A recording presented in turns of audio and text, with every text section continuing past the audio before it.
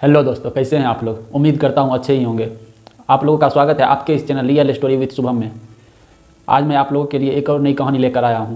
तब तक आप लोग प्लीज़ लाइक और सब्सक्राइब कर दीजिए। तो चलिए शुरू करते हैं। रामेश्वरम के उस मल्लाह के बेटे, जिसके एक कान में गीता के श्लोक गूंजते थे तो दूसरे कान में डार्विन के सिद्धांत, नाव पे तीर्थयात्रियों को मंदिर लेकर जाया करते थे। और तीर्थयात्री जब तक मंदिर की परिक्रमा किया करते थे तब तक ये अपने फिजिक्स के सिद्धांत पढ़ा करते थे। बिखरी जुल्फों वाले सिर्फ मेरे या आपके नहीं बल्कि पूरे दुनिया के चहेते डॉक्टर एपीजे अब्दुल कलाम के बारे में आज मैं बात करूंगा। डॉक्टर एपीजे अब्दुल कलाम, ए अबुल परदादा, पी पाकिर दादा, जे जैनुल आबदीन पिता, अब्दुल कलाम उनका खुद का नाम, doctor APJ Abdul Kalam. 11th president of India 2002 से 2007, पीपल्स प्रेसिडेंट, जनवादी राष्ट्रपति। डॉक्टर एपीजे अब्दुल कलाम का जन्म 15 अक्टूबर 1931 को रामेश्वरम के तमिलनाडु में हुआ। कमजोर और आर्थिक स्थिति से जूझ रहे एक मुसलमान परिवार में हुआ। इनके पिता नाविक थे। इनका परिवार बहुत बड़ा था, जिस वजह से पैसों की तंगी रहा करती थी। तो इन्होंने खर्चा निकालने के लिए कम उम्र में अखबार बेचना शुरू किया। अखबार इसलिए भी बेचा करते थे क्योंकि इन्हें पता था पैसा तो आएगा ही, लेकिन जब तक ये अखबार बेचते थे तब तक अखबार बेचते बेचते ये पूरा अखबार पढ़ जाते थे। 8 साल की उम्र में इनके गांव से दूर एक गणित के मास्टर जी, उन्होंने कहा सुबह 4 बजे जो भी नहा धोकर आएगा उसे फ्री में पढ़ाएंगे। कलाम जी सुबह सुबह रोज ठंडी गर्मी या बरसात नहाकर 4 बजे पहुंच जाया करते थे। जब 5वीं क्लास में थे, इनके शिक्षक सुब्रमण्यम अय्यर बच्चों को सिखा रहे थे चिड़ियाँ कैसे उड़ती है। बच्चों को समझ में नहीं आया। फिर गुरुजी ले गए सभी बच्चों को समुद्र के पास और उड़ती चिड़ियाँ को दिखाकर समझाए। उसी समय कलाम जी को समझ में आ गया, उनको अपना प्रोफेशन समझ में आने लगा और उसी समय उन्होंने तय किया एरोनॉटिक्स में जाना है। हाई स्कूल इन्होंने रामनाथपुरम के स्क्वाट हायर सेकेंडरी स्कूल से किया। वहाँ पे इन्होंने मैथ में 100 में 100 नंबर लाए, जिस वजह से गुरुजी भी हैरान थे। अगर तुम सूर्य की तरह चमकना चाहते हो तो सूर्य की तरह जलना होगा। बचपन से ही आसमान में उड़ने की इच्छा थे, इसीलिए मद्रास के सबसे टॉप कॉलेज, देश के सबसे अच्छे college MIT Madras institute of technology में एरोनॉटिकल इंजीनियर में दाखिला लिया। वहाँ विमान डिजाइन का प्रोजेक्ट मिला, इन्होंने बनाया, लेकिन प्रोफेसर को कुछ ठीक नहीं लगा, जिस वजह से प्रोफेसर ने इन्हें फटकार भी लगाई और कहा 3 दिन के अंदर अच्छी तरह डिजाइन बनाकर लाओ, नहीं तो तुम्हारा स्कॉलरशिप रद्द हो जाएगा। इन्होंने दिन रात एक कर दिया और 3 दिन तक बिना खाए सोए काम करते रहे।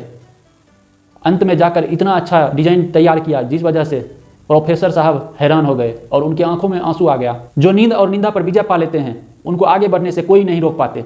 इसके बाद MIT की परीक्षा अच्छे नंबरों से पास करी। उसी समय इन्हें 2 जॉब के ऑफर आए, एक डिफेंस ऑफ मिनिस्ट्री से और एक एयरफोर्स से। लेकिन इन्हें जाना था एयरफोर्स में। एयरफोर्स में गए भी, लेकिन इनका सिलेक्शन नहीं हो पाया, सिर्फ 1 अंक से पीछे रह गए। इनका स्थान 9वीं आ गया, जिस वजह से इनका सिलेक्शन नहीं हो पाया। फिर क्या, फिर इन्होंने डिफेंस ऑफ मिनिस्ट्री में जाने का तय किया और इन्हें क्या पता यही किस्मत बदल देगी। वहाँ ये विक्रम साराभाई के टीम में आ गए। विक्रम साराभाई के टीम से कुछ ही दिनों बाद इन्हें नासा भेज दिया गया ट्रेनिंग के लिए। 6 महीने के लिए नासा गए। नासा के हेड ने इनकी काबिलियत देखा और बहुत ही आश्चर्यचकित हुआ। इनसे कहा तू यहीं रह, यहीं खा पी, यहीं किसी गोरी मैम से शादी कर और यहीं पे रह जा, यहीं का सिटीजनशिप ले ले, मैं तुझे भारत से 5 गुना ज़्यादा रुपया भी दूंगा, मज़े की ज़िंदगी जी। लेकिन इन्होंने ऐसा कुछ नहीं किया। सारा ऐशो आराम छोड़कर इंडिया वापस आ गए। इन्हें अपने शुरुआती दिनों में एक चर्च दिया गया। उसी चर्च में नासा से जितने भी साइंटिस्ट ट्रेंड होकर आए थे, सभी साइंटिस्ट उसी में काम किया करते थे। समुद्र के पास इन्होंने अपने मिसाइल टेस्टिंग की जगह बनाई। मिसाइल का सारा सामान ये अपने साइकिल पर लेकर जाया करते थे। गौशाला में इन्होंने अपना लेबोरेटरी बनाया। तब जाके इन्होंने अपना पहला साउंडिंग रॉकेट 1963 में लॉन्च किया। काम में इतना मशहूर कि इन्हें अपना सगाई तक याद नहीं रहा। इनके रिश्तेदार वहाँ इंतजार करते रह गए, ये अपना मिसाइल बनाने में लगे हुए थे। 1969 में इसरो के डायरेक्टर की कमान इनको दी गई। तब इन्होंने इंदिरा गांधी से कुछ गुप्त राशि की मदद लिए और लग गए बनाने में SLV-3 सैटेलाइट लॉन्च व्हीकल। ये दिन के 18 घंटे काम किया करते, कभी छुट्टी नहीं, साल के 365 दिन, लगातार 10 साल तक कड़ी मेहनत करते रहे। पूरे 10 साल में सिर्फ 2 दिन की छुट्टी ली, एक इनके पिता के देहांत पर और एक माता के देहांत पर। 10 साल की कड़ी मेहनत पर इनका SLV लॉन्च हुआ, लेकिन फेल हो गए। फिर 1 साल मेहनत किए और SLV-3 लॉन्च कर दिए, जिसमें सफल रहे। उसके बाद इन्हें सफलता पे सफलता मिल रही थी, उसकी इन्हें इनाम भी मिल रही थी। 1981 में पद्म भूषण अवार्ड 82 में DRDO का डायरेक्टर बना दिया गया। इतना कामयाबी मिलने पर भी खुश नहीं थे, क्योंकि इन्हें पता था चाइना और पाकिस्तान मिसाइल पे मिसाइल बना रहा है और हम लोग कुछ भी नहीं। देश की सुरक्षा खतरे में नजर आ रही थी। तब जाके इन्होंने इंटीग्रेटेड गाइडेड मिसाइल पर काम शुरू किया। उसके बाद इन्होंने मिसाइल की झड़ियाँ लगा दी। 1985 में त्रिशूल मिसाइल, 1988 में पृथ्वी मिसाइल, 1989 में आकाश और नाग मिसाइल। अब अग्नि मिसाइल के पीछे लगे हुए थे, लेकिन सफल नहीं हो पा रहे थे, बार बार फेल हो जा रहे थे। लेकिन 89 के लास्ट तक अग्नि में भी सफलता पा ली। इनके वजह से 250 देश को पीछे छोड़कर भारत 6ठे स्थान पर पहुंच गया। इनका कहना था मिसाइल लॉन्च नहीं करना है, लेकिन विराट रूप दिखाना है। इनकी मेहनत तब रंग लाई जब इन्होंने PSL भी लॉन्च किया। आज कलाम जी का ही देन है, जब 10 किलोमीटर से कम खर्च में भी PSLV से मंगल ग्रह तक का सफर कर लिया। 1997 में न्यूक्लियर परीक्षण का काम शुरू किया। अमेरिका के सैटेलाइट से बचकर काम किया करते थे, किसी को पता भी नहीं चलने दिए यहाँ क्या हो रहा है, चुपचाप काम करते गए। तब 1998 में भारत ने ऑपरेशन शक्ति के नाम से न्यूक्लियर परीक्षण कर दिया चुपचाप। 1997 में भारत रत्न दिया गया। 41 साल तक भारत की सेवा निस्वार्थ करते रहे और 1999 में जाकर रिटायर हो गए। इनके रिटायर के समय अटल बिहारी वाजपेयी जी एक्शन में थे। इन्होंने कॉल करके बोला कलाम जी को, आपको मंत्रिमंडल में शामिल किया जा रहा है, होम मिनिस्ट्री का पद दिया जा रहा है, लेकिन कलाम जी ने अस्वीकार कर दिया। उसके बाद टीचिंग के प्रोफेशन के लिए अन्नामलई यूनिवर्सिटी तमिलनाडु साउथ वापस चले गए। फिर जब 2002 में राष्ट्रपति का चुनाव होने लगा, उसमें अटल जी ने कलाम जी का भी नाम दे दिया और कलाम जी भी स्वीकार किए। ये ऐसे राष्ट्रपति थे जो भवन जाते समय भी 2 सूटकेस लेकर गए थे और भवन से निकलते समय भी सिर्फ 2 सूटकेस लेकर ही बाहर निकले। उनकी संपत्ति में उनका माता पिता का बनाया हुआ घर, 2500 किताबें, एक उनकी बीना जो बजाया करते थे, एक उनकी घड़ी जो कलाई में पहना करते थे, CD प्लेयर जिसमें भजन सुना करते थे, एक लैपटॉप, 6 शर्ट जिसमें 3 DRDO की दी हुई और 3 खुद की खरीदी हुई, 4 पेंट जिसमें 2 DRDO की 2 खुद की, एक जोड़ी जूता और 3 सूट। लेकिन उनके पास 40 डॉक्टरेट की डिग्री थी। कलाम जी मुसलमान थे लेकिन वेजिटेरियन थे। उनका कहना था एनिमल्स आर एंजल्स विथ फर। वो पर्यावरण का सूचक है। अगर वो मुसीबत में है तो हमारा दिन भी दूर नहीं है। वो परिवारवाद में नहीं, राष्ट्रवाद में यकीन किया करते थे।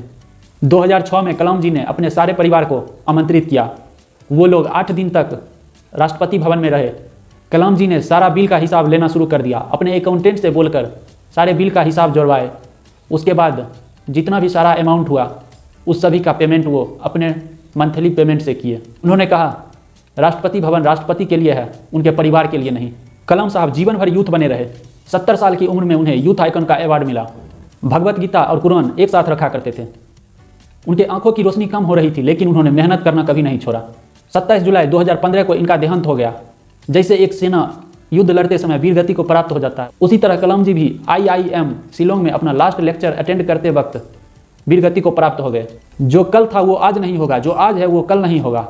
वैसे ही इस ब्रह्मांड में दूसरा कलाम नहीं होगा। स्विट्जरलैंड जैसा देश, जब कलाम 26 मई को स्विट्जरलैंड गए थे, वही स्विट्जरलैंड आज 26 मई को साइंस डे के रूप में मनाता है। UNO कहता है इनके जन्मदिन को वर्ल्ड स्टूडेंट डे के रूप में मनाया जाता है 15 अक्टूबर को। बन जाती है परिभाषा भारत के सम्मान की जब जब बात आती है APJ अब्दुल कलाम की। उनकी एक बीती हुई कहानी है। कलाम जी जब क्लास में जाया करते थे, वो अपने सबसे पहले बेंच पर बैठा करते थे। एक दिन वो एक मुख्य पुरोहित के लड़के के साथ बैठ गए। मास्टर जी आए, वो देखकर गुस्सा गए, बोले ए मुसलमान का लड़का, जा पीछे जाकर बैठ। तेरी हिम्मत कैसे हो गई पहले बेंच पे आके बैठने की, मुख्य पुरोहित के साथ। उन्होंने उसी दिन संकल्प ले लिया, पीछे बैठकर दुनिया बदलूंगा। इसीलिए वो कहा भी करते थे देश का सबसे अच्छा दिमाग क्लास के आखिरी बेंच पर भी मिल सकता है। तो चलिए आज के लिए इतना ही। आज हम लोगों ने कलाम जी के बारे में जाना। अब अगली कहानी में मिलेंगे। धन्यवाद। लाइक और सब्सक्राइब करके अपना सपोर्ट बनाए रखिए।